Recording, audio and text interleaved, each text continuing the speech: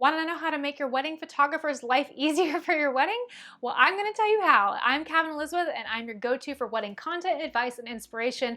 And I've got a couple of things that you guys can do if you are curious how you can make your wedding photographer's life easier in the days, months, weeks leading up to your wedding and on the wedding day, even after the wedding day, because it's always nice if you can make them feel just easy and at ease about your wedding and just to have a great relationship with them, because that really makes your photos better, because then they're not anxious at your wedding, and it's just really nice to have a good relationship with your vendors, right? Like, why wouldn't you want that? So I'm going to tell you guys how. Obviously, you don't have to do any of these if you don't want to. I'm assuming you're watching this video because you're eager and curious about how to do this. So this all comes from a good place, and this comes from my 8+ years of experience doing this. So let's go ahead and get into it. The first one is, when you are hiring wedding photographers, do not avoid having a phone or video consultation with them, because that is really the best way to know if you're actually going to click and vibe with the person that you're hiring. If you do everything via email, then you could show up on the wedding day and not really click that well with your photographer and not feel at ease with them, and then the vibes are just not right during the entire day. So that is why I highly recommend it. I have a whole video about consultations. I'll link it down below so you guys can watch it, but it is so important. The next one is, have a wedding planner, and if you can have a wedding planner or day of coordinator that the photographer recommends, if you hadn't already hired one, that's great, because then you know that your photographer is going to feel like super synced up with that person. Like, when you have a team that has already worked together before, they work in sync really well in your wedding day, and I feel like that leads to a really successful day behind the scenes, and that ultimately produces a smoother wedding day for the couple. And so I speak from experience when I say this, and so I really love showing up to a wedding day where I already know the florist and I know the planner, and I know that for me it's going to be an easier day. I can communicate better with the team for my needs, and it's just, I can go to them and not feel anxious about having to ask for something that I need to complete my job for my couple. So that's really great if they already know each other, or you could ask your planner for a recommendation for a photographer, so at least they know they've worked together before. But if you at least have a day of coordinator as well, at minimum, or a planner, full service, month of, whatever, that is going to also help your photographer, so there's not extra burden on them to try to arrange your wedding day and keep people in line. Super helpful for them so that they can focus on just their job of photography. The next one is having a timeline that is suggested by your photographer, if that is something that they do. It's something that I do. I usually go to the planner and I say, here's the timeline I would love to have. Can I have this? And then if they say yes, I'm like, great, thank you, because that's the timeline that I know I can do my ultimate best work for my couple. And if we have to shave off a few minutes here or there, move some things around, that's totally fine, but I present my ideal optimal timeline to the planner or to the couple, whoever I have to work with to get it, and then that's great. So know that if they're asking for a timeline, it's not because they're just trying to be weird and like request it for themselves. It's usually they're doing it for you. They know what they need to do their best work for you, so understand that that's where that's coming from. They're not just being weird and asking for a timeline just for themselves. So trust that they know what they're doing is what I'm saying. Also too, make sure that you're communicating with them. If they're asking for information from you, don't wait 3 weeks to send it if you can. Like, don't leave them on red. Make sure that you're getting back to them.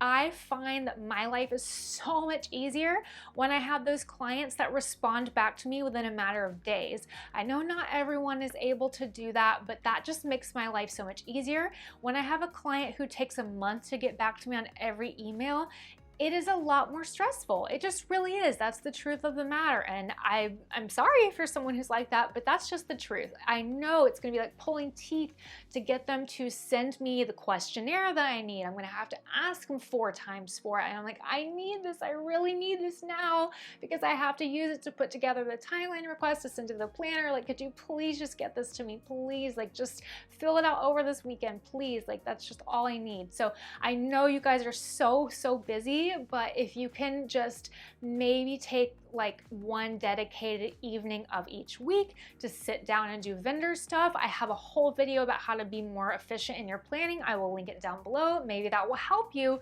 for being able to communicate easier and faster with your vendors.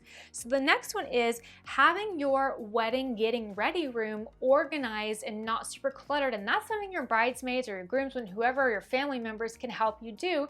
So make sure that it stays as tidied as possible and there's not trash scattered everywhere, because when your photographer comes in to take pictures of you getting ready, if they're having to do a bunch of cleanup, that's time that they're not spending photographing that you spent good money on.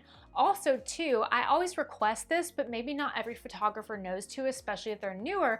I request that my brides or grooms or whoever gather all of their details that I want to photograph when I arrive, such as their jewelry, maybe their invitation, their shoes, their dress, whatever they're wearing, and I ask them to please have that all in one place for me so that when I arrive, I can say hello, grab that box, that kit, whatever, and immediately start photographing. As opposed to I show up, I ask, can I have your invitation? Can I have this? Can I have that? And then someone, the bride or the bridesmaid, is looking for it for 10 minutes. That is time wasted. That is valuable time wasted. So have details organized, have people clean up the room before the photographer arrives as much as you possibly can. Store the luggage away somewhere ugly like the bathroom the photographer is not going to be shooting in, wherever. Get that room clean. The next one is family photos. I have a video all about this, how long it takes. If you are giving your photographer a list of 50 different groupings and they only have 20 minutes to take photos, that is what I would consider to be an unreasonable list, unreasonable expectations. So when you're communicating your family list to your photographer, have reasonable expectations. If they come to you and they say, it is not possible to achieve all of these group photos in the time that I have, we need to condense this list, listen to them. They know what is achievable and what is possible in the time that they have, so pare it down. I usually recommend to my couples no more than 10 to 12 groupings. And so if your list is a lot larger than that and you're like, there's no way I can get there, maybe start to think of something like, do we really need to take a picture of this family with the sister's spouse and then take it again without the sister's spouse? Could we just take it with the sister's spouse and be done with it? Do we really need both versions? Because I like to think, which pictures are we going to print and frame? Like, are we ever even gonna look at that one ever again, or is it just gonna live on the computer forever in a little computer graveyard? So that's how I like to think of that. Next one is wedding party talk. So I often recommend, especially for larger wedding party groups where you have more than 6 people on each side. People in the South are laughing at me because they're like, that's not large. But if you have more than like 6 people on each side, that kind of gets to be a large enough group where people can get distracted during the photos. They stop paying attention to the photographer. Things can really start to take longer than they need to. And so what I really recommend to you, if you've got a larger group, especially if you know they're rambunctious, especially if you know there's going to be a lot of alcohol involved prior to the photos, is to talk to your wedding party at the rehearsal dinner or have a talk separately with each group the morning of the wedding and just tell them, these photos are really important to us. We want them to go as fast as possible. We have a great photographer. Can you please listen to her or him during the photos? Please pay attention. Please be quiet and listen to them. Be as helpful as possible. Maybe assign a bridesmaid and a groomsman to try to be like in charge of the group. I had a comment say, if your friends are going to be this bad, need to be babysat, why do you have them in your wedding party? And my response was like, well, it's not that they need to be babysat. It's like people are having fun. They're just not like paying attention. You just need to make sure that people are being respectful to the photographer, because it's not that they're trying to be malicious. They're just distracted. So you just need to tell them and explain to them, just listen, be quiet, pay attention, and we can get through this as fast as possible. Okay, the next one is to just overall trust your photographer. If you hired them and you had peace of mind when you hired them, trust that when they ask you to do certain things on the wedding day, even if it seems weird, they've got a vision. They really have a vision. I once took a picture, I feel like I can't even describe the scene to you in the background. I'll just say it was in a not so great part of downtown San Diego, and there were some very interesting things in the background that I will not describe on camera, but there were things like above in the background that I thought were a beautiful backdrop, and so I shot it from a certain angle. And the groom was very unwilling to take this picture. And I said, please just trust me, please trust me. And he finally said, okay. And I took the picture and I showed the back of the camera to him and he was like, oh my gosh, that's amazing. And I was like, yeah, it is amazing. trust me. So after that, he finally trusted me. And it was like, this is why you guys hired me. So trust your photographer. Trust that if they ask you to do weird things, if they ask you to jump, just say, oh, hi. And so they've got a vision in mind. They're gonna be great. Like, just go with the flow and you're gonna have amazing pictures. Like, that's all it takes, is to just trust. They've got your back. They want the best for you. Like, they want to do a good job for you and for them too. Like, this is also going in their portfolio. Like, they want to win for you. They want to win for themselves. And so it's going to be a great day if you can trust them. And then the last one, this is kind of silly.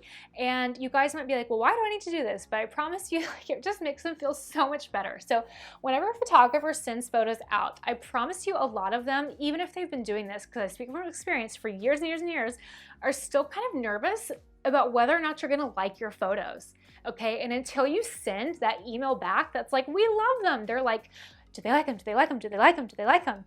And I still feel that way. Even if I'm very confident about my photos, I still am like, I haven't heard back from them in 48 hours. Oh my God, what do they think about the photos? And I've had couples that take like 2 weeks to get back to me, and I'm like, they hate me, they're like they don't like the photos, what's happening, oh my God. And then they're like, oh, sorry, we had stuff going on, like, we love them so much, you blah blah blah blah blah blah, and they send me this whole giant, and I'm like, whew, like, okay.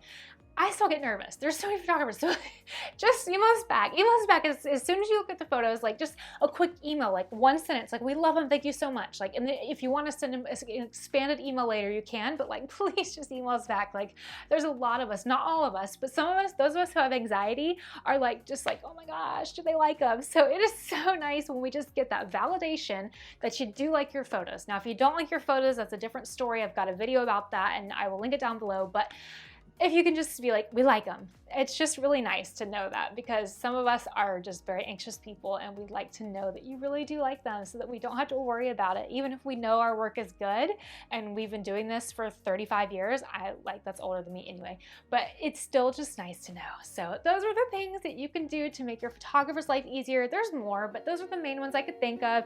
If you ask questions down below about certain things that you have on your mind that you could do to make your photographer's life easier, I will answer them. As always, be sure to subscribe and like, and I will see you guys next time. Bye!